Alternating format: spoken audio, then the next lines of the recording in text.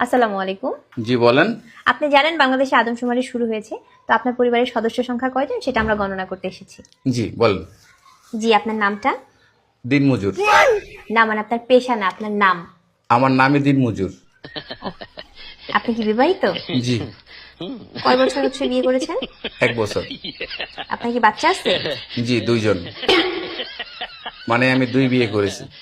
ও আচ্ছা। আপনার স্ত্রীর নাম? ছোট জন না বড় জন? বড়জন? কেয়ামত।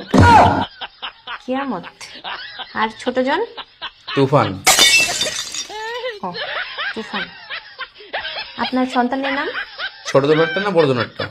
কেয়ামত জনেরটা? ঝড়। ঝড়। আর তুফানেরটা? সিডর। সিডর। জি, আপনার মূল্যবান সময় দেওয়ার জন্য আপনাকে ধন্যবাদ। আর লাগবে না? না না না, আর কিছু লাগবে না। আর কিছু লাগলে নিয়ে যান। না না, তাহলে ভিতরে এসে চা খেয়ে যান। এখানে বেশিক্ষণ থাকলে সমস্যা আছে। না না না না, আর কিছুই লাগবে না। আপনাকে অসংখ্য ধন্যবাদ, ভালো থাকবেন।